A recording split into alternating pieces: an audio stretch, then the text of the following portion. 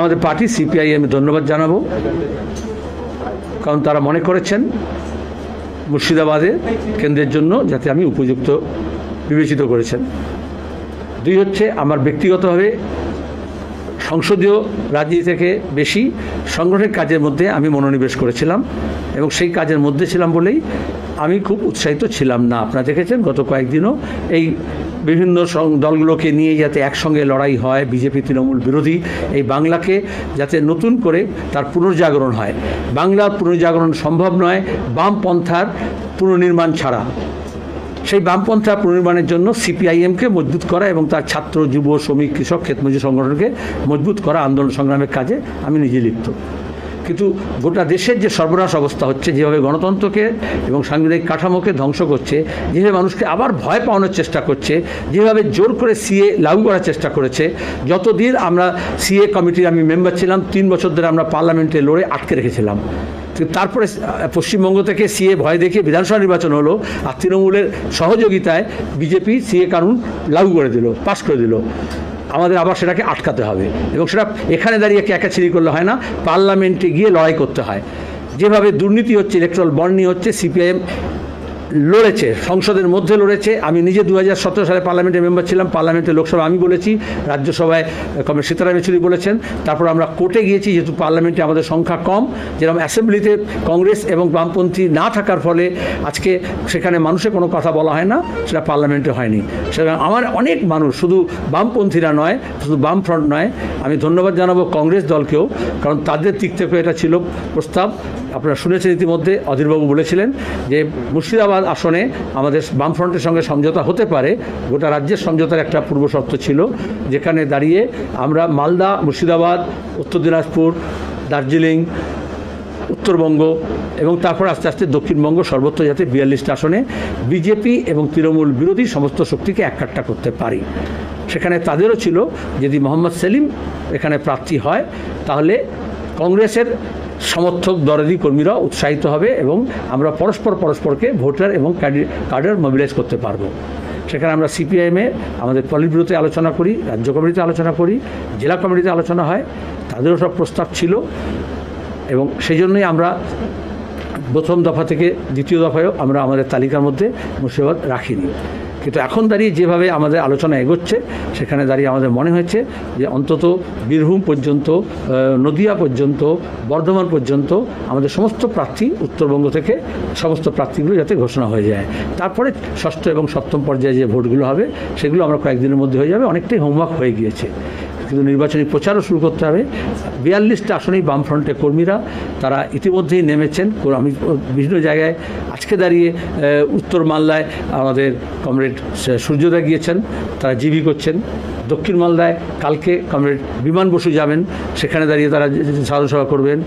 Comrade Sudip Bhattacharya থেকে আরম্ভ করে আমাদের সেক্রেটারি মেম্বাররা সমস্ত জায়গায়। আজকে সুজন চক্রবর্তী তমলুকে আছে।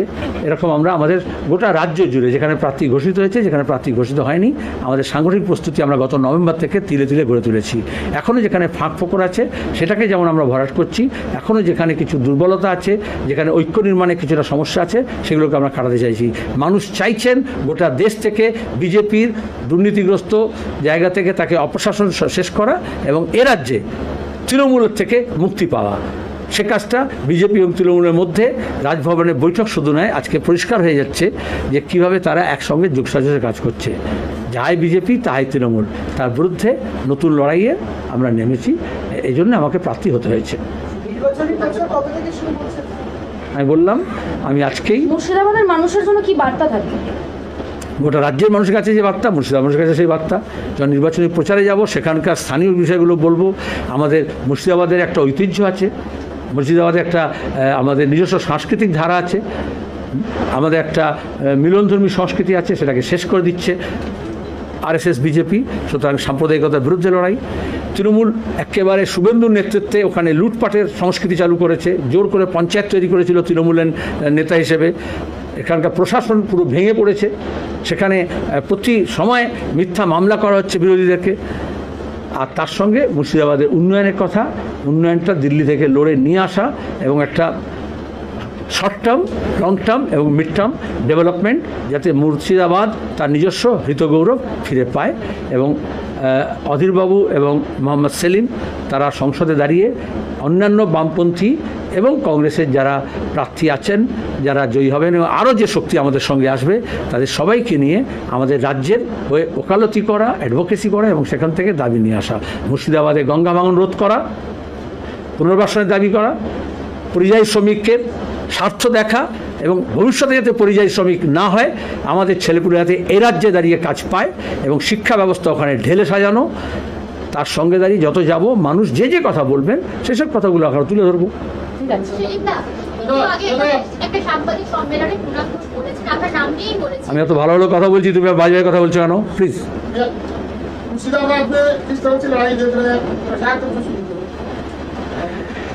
प्रचार चल रहा है हमारे यहाँ, जहाँ प्रत्याशी हैं वहाँ भी प्रचार चल रहा है, जहाँ प्रत्याशी नहीं है वहाँ भी संगठनात्मक कार्य चल रहा है।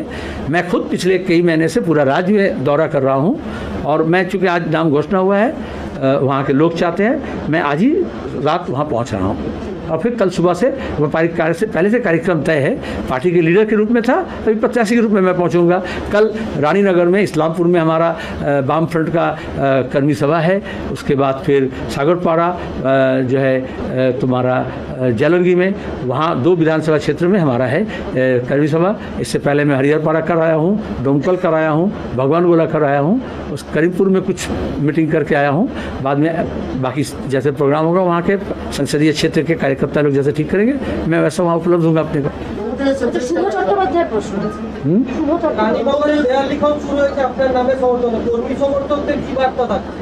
তোমার তো একটা ভিজুয়াল দেখানো উচিত ছিল, কিন্তু তারা চাইছে না। যেটা বললাম, কর্মী সমর্থক তার বাইরে দাঁড়িয়ে অন্যান্য দলের কর্মী, এমনকি তৃণমূলের, কংগ্রেসের তো বটেই, যারা বামের সঙ্গে নেই এমন সংগঠন, সামাজিক, সাংস্কৃতিক, রাজনৈতিক সংগঠন, সবার আমার আহ্বান ছিল আমার কাছে বা অনুরোধ ছিল যে আপনি একবার মুর্শিদাবাদে আসুন।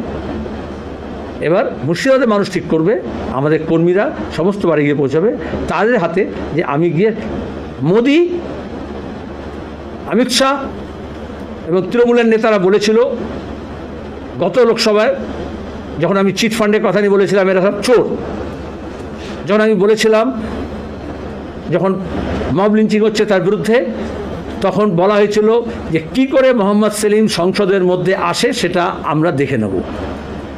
আমি বলেছিলাম যদি সংসদে বলতে না দাও আমি সড়ক থেকে বলবো। এবার মুর্শিদাবাদের মানুষ ঠিক করবেন আমি সড়কের কথা সংসদে পৌঁছে দিতে পারবো কিনা।